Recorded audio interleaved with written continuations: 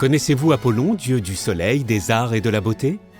Ce dieu gréco-romain, fils de Jupiter et Latone, incarne l'astre solaire en opposition à sa sœur jumelle Diane, déesse de la lune et de la chasse.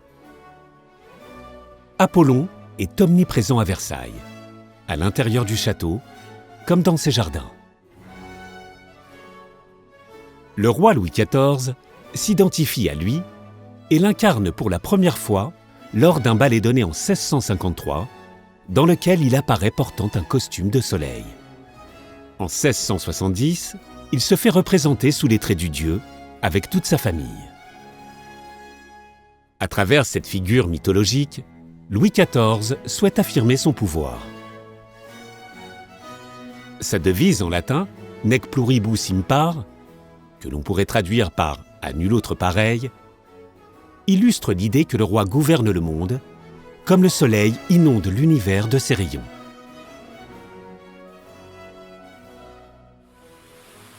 L'histoire d'Apollon à Versailles débute avec le bassin de Latone, situé au centre des jardins, en haut de la grande perspective. Les sculptures du bassin mettent en scène un événement se déroulant peu après la naissance du dieu. Junon, furieuse que son époux Jupiter ait eu des enfants avec une autre femme, menace quiconque viendra en aide à la mère d'Apollon et Diane. Des paysans de la région de Lycie refusent par conséquent de laisser la famille se désaltérer dans un étang. Latone supplie alors Jupiter de lui porter secours. Ce dernier, entendant sa détresse, transforme les paysans en grenouilles et en lézards.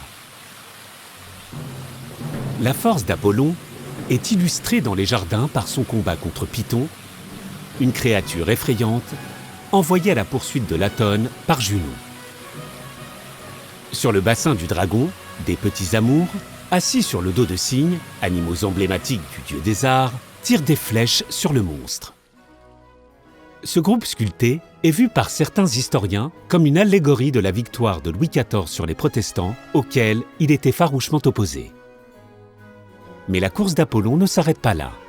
En effet, André Le Nôtre a pensé les jardins autour d'un grand axe est-ouest, rappelant la trajectoire du char solaire du lever au coucher du soleil. Au centre de cet axe se trouve le bassin dit du char d'Apollon, mettant en scène le dieu jaillissant des eaux sur son quadrige.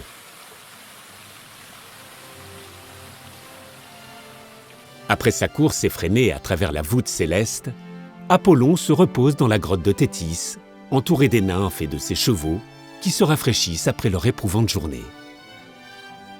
Cette grotte artificielle, édifiée en 1666 puis détruite, abritait 3 groupes sculptés, Apollon servi par les nymphes et les chevaux du soleil. Les groupes sculptés originaux sont actuellement présentés dans le vestibule bas de la chapelle, tandis que des copies ornent le bosquet des bains d'Apollon. Le dieu est également abondamment représenté à l'intérieur du château. Considéré comme le patron des artistes, Apollon est très souvent accompagné de son attribut, la lyre. Au théâtre de la Reine au Petit Trianon, le dieu est entouré des muses. Au nombre de 9, elles incarnent les arts libéraux et forment avec lui le Parnasse, du nom de la montagne où elles étaient vénérées en Grèce.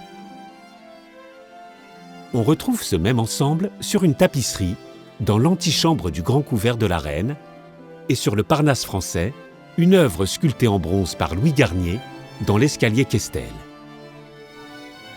Sur cette dernière, c'est en réalité Louis XIV qui est représenté sous les traits d'Apollon au sommet de la montagne.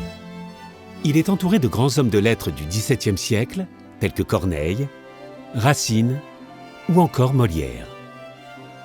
Apollon est étroitement lié au pouvoir royal. Il n'est donc pas étonnant de le retrouver dans le décor des grands appartements, succession de pièces d'apparat, au travers desquelles Louis XIV affirmait toute sa grandeur.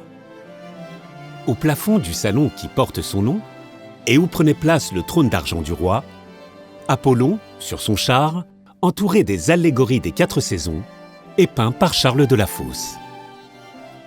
Dans le salon de Mercure, enfin, Antoine Coipel peint l'une des aventures amoureuses du dieu avec la nymphe Daphné, qui supplie son père de la transformer en laurier pour échapper à Apollon. Apollon est donc une divinité aux multiples facettes, à la fois bienveillante et crainte de tous. Ses différents visages se retrouvent dans les décors de Versailles et font écho à la personnalité même de Louis XIV, roi guerrier, séducteur et protecteur des arts. Cette association avec le dieu a finalement contribué à la postérité du roi, aujourd'hui mondialement connu à travers son surnom de Roi Soleil.